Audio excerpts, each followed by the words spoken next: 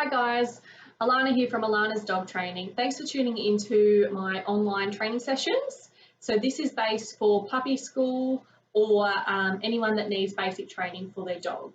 So this is week 1 and I'll be going through some toilet training, teaching your dog how to sit, mat training, giving your dog a safe haven in the house or in the backyard, biting behaviour, jumping up behaviour, and talking about flea, tick and worming. So stay tuned and I'll go through all of those with you. I'm a qualified dog trainer and vet nurse. I'm here to answer all your training questions and needs, so please don't hesitate to ask. Comment down below or you can private message me and I'll get back to you as soon as I can. Hopefully these modules will help you through any doubts or questions that you do have, but if I don't go through the questions that you have, please ask and I'll get back to you as soon as I can. It is a lot easier to get on top of a behaviour now instead of 3 years down the track when it becomes a problematic behaviour. So any questions, throw them down below and I'll get back to you. If everyone could just take a moment to fill in this questionnaire with the whole family, and this will help you guys through your whole training. Vaccinations for your puppy. Your puppy should have started their vaccination regime about 8 weeks of age. The second vaccination is done at 12 weeks and the third and final vaccination as a puppy is done at 16 weeks. Now, if for some reason your puppy didn't start at 8 weeks and they started either later or earlier, you will have to probably get a 4th vaccination, but just check with your vet next time you're in and they can discuss that with you as well. After your puppy has had their final vaccination at 16 weeks, you do have to wait 2 weeks after that one to take them out into the real world, so to dog parks, beaches, play schools, things like that. They can do puppy preschool because they're with other puppies. They can also socialise with other adult dogs that are fully vaccinated in your backyard or your friend's backyard or family member's backyard, and they can come to the vet clinic.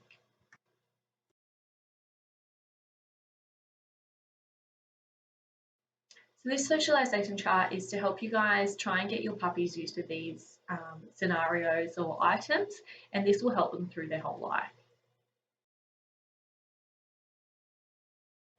Okay, so first thing first is toilet training. So if you have an inside dog that you're training to go outside to the toilet, or if you've got an inside dog and you're in an apartment block or flats and you're teaching them to go out on the balcony or on a grass mat, or if you've got a fully outdoor dog and you're teaching them to go in a certain spot outside. If you have an outside dog, I'll just touch base on toilet training with them first, and this will also help the ones that do have an inside dog, training them to go outside for the toilet. So if your dog is outside and you do want them to go to a certain spot in the backyard, say it could be say around the corner so no one can see, if you do have visitors entertaining under your pergola or deck area, you would take your dog. When you go out there with your dog, take them to that certain spot.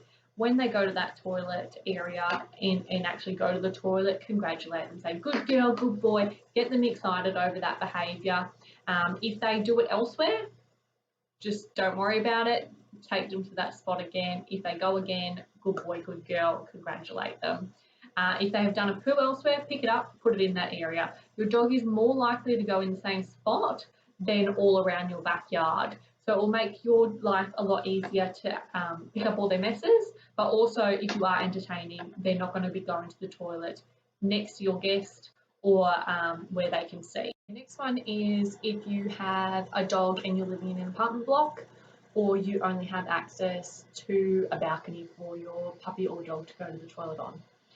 Make sure you're using a grass puppy mat, or if you're happy with them just going anywhere on there, that's up to you, but it is a lot easier to clean up, and then you have access to your back deck or balcony as well if you're using the grass puppy mats. If you are using the grass puppy mats, at least have 2, so once one's dirty, you can wash that off, get the new one out, and your puppy can still go there. This goes for everyone, toilet training dogs or puppies as well. Every time they've had a drink, eaten, or they've been revved up and had a really big play, half an hour after, take them to the toilet. Don't rouse on your puppy or dog if they have an accident inside. You're just setting them up for disaster. So if you're rousing on your dog every time they're going to the toilet inside, or you're rubbing their nose in it, you can set them up for having UTIs or behaviour problems. Your dog won't want to go to the toilet in front of you, and then that will cause medical or behaviour issues going on down the track as well.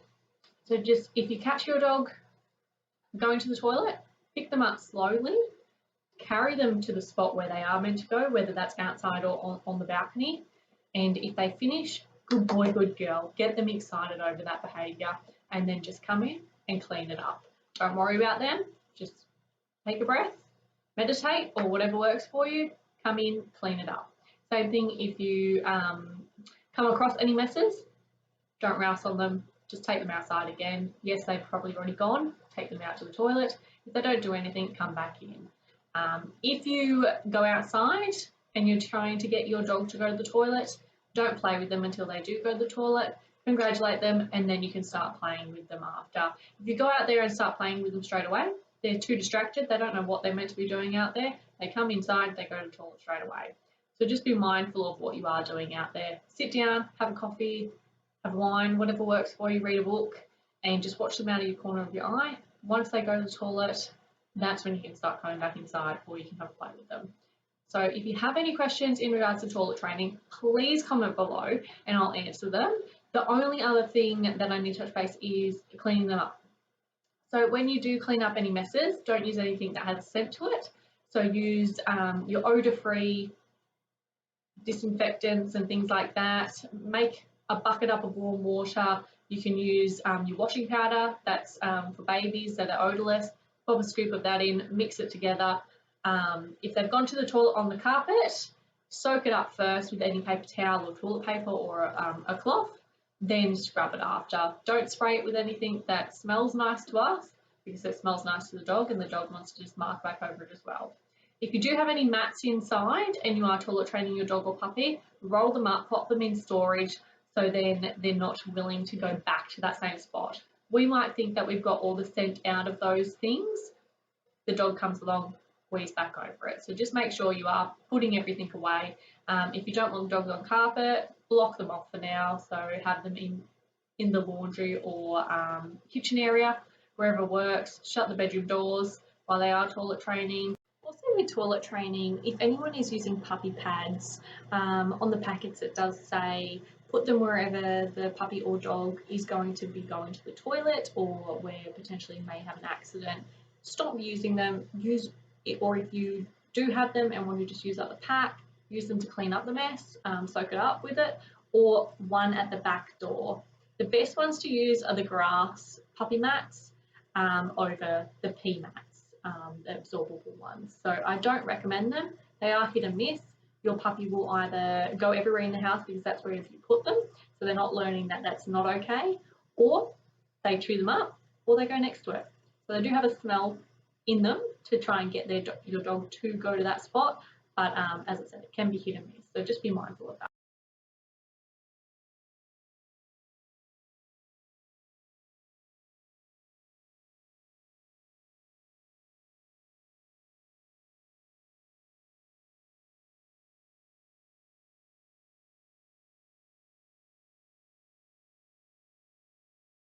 Flea tick and worming treatments. Have a chat with your vet clinic or your pet shop, wherever you do buy your products from, and see what their recommendation is. You should be worming your puppy every 2 weeks up until 12 weeks of age, and then it goes on to monthly. When they are old enough, they can get a heartworm injection that will go on to yearly injections and go at the same time as the yearly vaccinations, their C5. And then you can worm your puppy every 3 months. But at the moment, it's every 2 weeks up until 12 weeks or monthly. Same thing with flea and tick treatment, monthly prevention, 3 monthly or 6 monthly, depending on what product you use. So please have a chat with your vet clinic, reception staff, or your vet next time you're in getting your vaccination, or your pet shops, and see what recommendation they have and what best is going to suit you guys, whether the weight of the pet is going to be in the weight brackets to buying a pack, or whether you need to buy it singly. Just have a chat with them and see how you go. If you do have any questions in regards to any products, comment below and I can help you with that as well. So teaching your dog how to sit. Once your dog does know how to sit, they will just do it on commands. But for when you are training, I just want you to lure them. So that is a treat at their nose and slowly bringing it up over their head until their bum goes into that position. And that is when you say the word. So jumping up is just because the treats are high.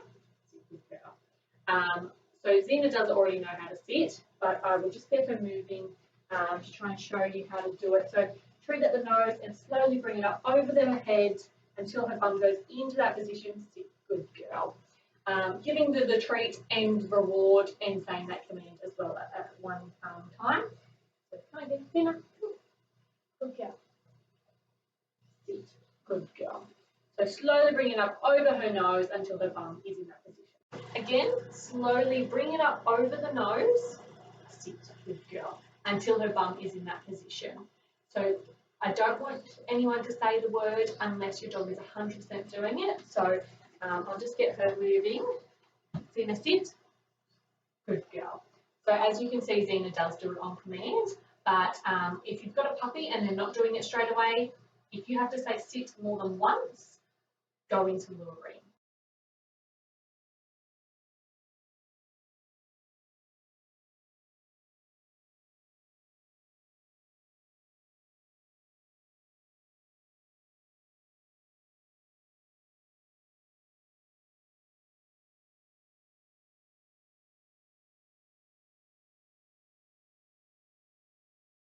So with mat training, the aim is just for them to relax in a safe spot. Whether that is their bed they're normally sleeping on, it could be the end of your bed with a little blanket, it could be a crate, or it is their kennel outdoors, or a trampoline bed, it's outdoors as well. Whenever your dog is in that safe spot, it is theirs. They're not to be annoyed. No one is allowed to go and rev them up, no one is allowed to take them off that spot. It is just their safe spot. So they will learn when they are uncomfortable of a situation, or if they want to get away from a situation at all, they will go to their safe spot and relax. So I'll just get her to lay down good. So you're just patting her calmly. You will be training this when they're a little bit sleepy, so when it is bedtime, and you'll have a lot more cooperation there. So calm little pats. You can have the treats out, but head to tail, it's calming motion for them. If you go against the grain, it revs them up as well. Safety tips and regulations as well. So it is illegal if your pet isn't restrained. You will get fines for having them unrestrained. Also, you can get fined for them being a distraction and 4 demerit points per fine. So the best thing you can have is one of these. Now, this one is made out of car seatbelt material, so it is very sturdy. It can get them through from puppyhood to adulthood. It clips in where your seatbelt is, and it clips onto their collar or harness. Now, I have my dogs on harnesses all the time because it is a lot safer. They're not pulling from the neck, they're pulling from the chest, and they're a lot more restrained in the car. They're not very dear, and they're going to last their lifetime, so you might as well buy a good one. Otherwise, you can just pick them up at Kmart or the reject shop just out of your normal lead material, and they're not very expensive. So grab yourself one of these. Otherwise, if you don't have a seatbelt part and you're having them in the back boot space, open boot space, where your anchor points are for your car seats are, you can get ones that have 2 clips on it. So you would clip onto their harness and again clip into the anchor point. Again, those sort of ones, if you're going to have your dog on the back of a ute, a lot more restrictions there, being that none of their body parts can touch either side of the ute edge. And also, if you've got a metal tray back ute, you will need to put carpet down so your dog's feet don't burn in the heat, and being a lot more cautious going around corners. Say if your dog sees another dog as well, trying to get at them, things like that to consider if you are going to have your dog on a ute. Also, if you do have a small breed dog or puppy and they can fit in a carrier or a crate, that is the safest option for them to be transported through the car. Also, if you've got the open boot space, they can go in there and settle down at the back of the car. If you've got kids in the middle, car seat on either side, the dog can be in the middle middle there as well, quite restrained from the harness they're wearing and the seatbelt, but also because they've got two people on either side. If your dog is a large breed dog, having them on the back seat or the open boot space is ideal, but also just making sure that if you do have a little dog on the back seat, making sure their back feet or their front feet can't slip over the sides of the chair for them to hurt their throat if they were to fall down there. A bigger dog, making sure that they can get back up on the seat, but unless you can restrain them perfectly on that seat. Okay, so the harnesses I do recommend are just soft harnesses. It doesn't have to be this brand. That's just what my dogs have at the moment. Kmart sell the exact same style, or your personalised pets have the same style as well. They're nice and soft underneath. They're quick drying material, so if they go in the water, by the time you get back to the car or back home, they're nice and dry. No need to worry about it. The clips are on the back of near their spine, so the lead will just clip into that. And if they do start to pull, it pulls from their chest and not their throat. So those are the type of ones I do recommend. I'll put up some brands that have the same one. Any harness that goes above the shoulder joints and is comfortable for the dog. Anything that causes discomfort to your puppy or dog isn't something I would recommend. So there are types of collars and harnesses that I definitely don't recommend. So ones that go below or on the shoulder joints causes discomfort and puts pressure on those joints that it shouldn't. Front clip harnesses can put pressure on those joints as well because you're pulling the lead on their shoulders. Check chains, choke chains, your zap collars, citronella spray barking collars, gentle leaders, and your halties can cause discomfort as well. Muzzles.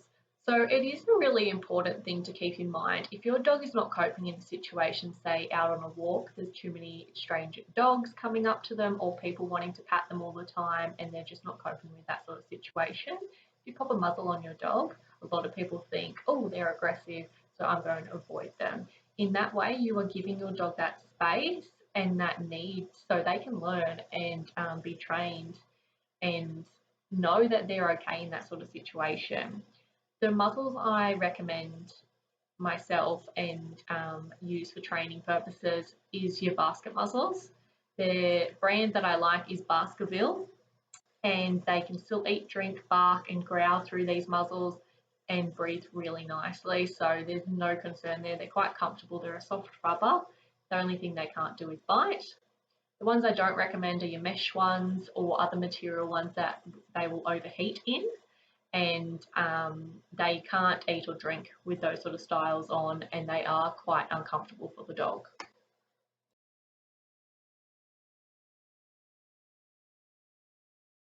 Jumping up behaviour. This week, a little bit of homework. So every time your dog comes up to you, I want you to have treats in your treat pouch on your pants, or if you've got one like a belt-like treat pouch, or just in your pockets. Every time your dog comes up to you, get them to sit. So they don't have any chance to jump on you. They're not going to bark. They're going to get a treat. So you're stopping that biting, barking and jumping up behaviour all in one motion, just by getting your dog to sit every time they come up to you. That way, every time your dog goes up to a human, child, guest, anyone that comes into the house, they're going to sit before they get attention. Whether that's a pat or a treat, the dog is just asking for attention. So as long as they're sitting, they're going to get it. So this week, that is a little bit of homework. Every time your dog comes up to you, get them to sit. If your dog starts to bite them, straight away toy in the mouth. So have the treats and the toys ready for when your dog comes and sits at you.